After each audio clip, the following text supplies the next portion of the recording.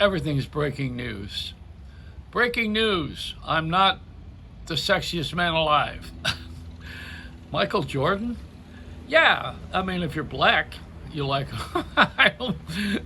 I'm a white guy. I want to be. I want to be the sexiest man alive as a white guy. I'm never going to have that much of a tan. But they're pushing this inclusion stuff. Is yesterday I was talking about they, who they are, who are they? They are pushing. It's Angela Davis said that if you're born black, then you're born in prison. What the hell does that mean? I mean, that there's what ingratitude for life itself, and it was evil and dark and terrible people who created the slavery of this particular race in this country. And we're not that. That's not what we are. And we become a lot of things that are not good, and that's not one of them. I mean, look at all the black people who are very, very successful here, and have done us such good entertainment. When I was a disc jockey, I never looked at a record and said, "Geez, this is a black artist. I'm not going to play it." Are you kidding? We looked for it. I looked for black artists. I drove from Buffalo to Cleveland to watch Otis Redding.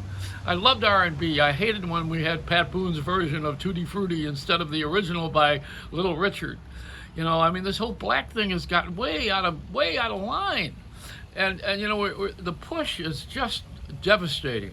Now, that doesn't mean that I'm annoyed by anybody getting a job. Quite contraire. What I'm talking about is people who stand on righteous indignation. Don't you love that?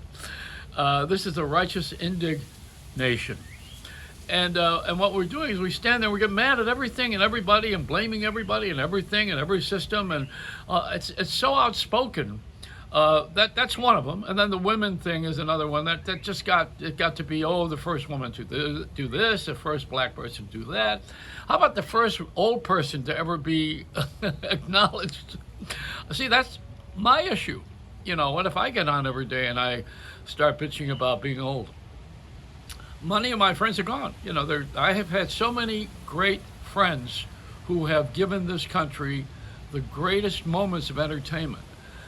They are from Les Paul, who created the electric guitar, Sid Bernstein, who brought the Beatles here, Soupy Sales, who gave us comedy the way we did on television, early days of comedy, and it goes on. I mean, my list, whether it's Joan Rivers or this one or that one, my list of friends who have died is unbelievably long, and they have all passed.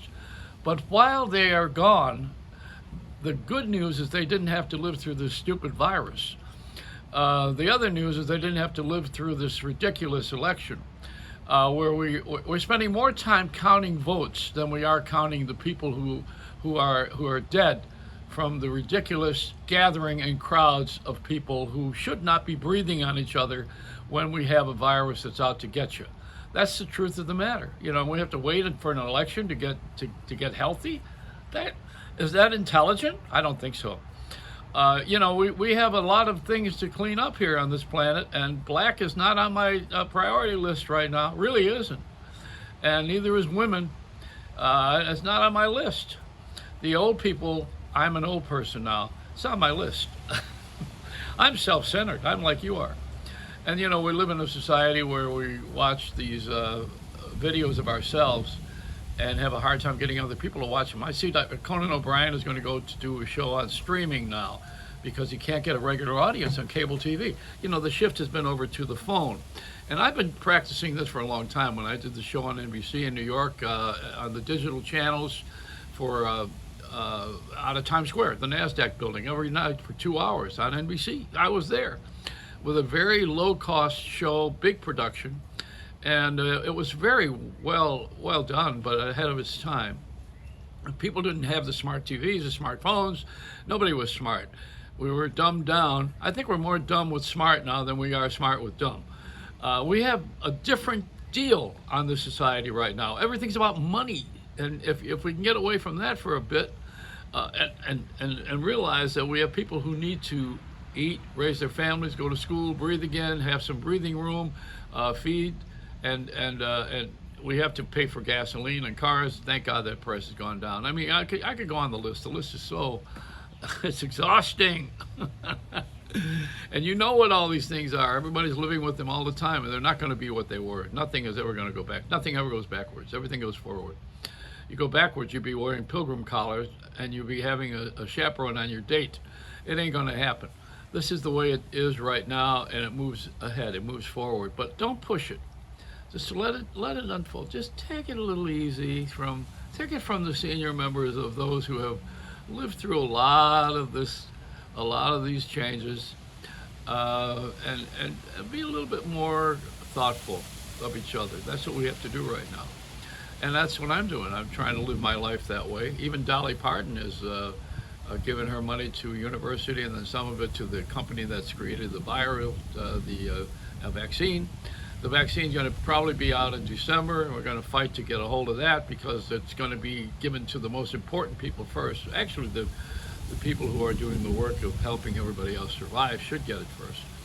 And it's going to be a big race to get rid of that virus here. But you know, Russia has it already, and they've been on it for a long time. And Israel bought it from Russia. They bought the vaccine from Russia. They're not even using ours.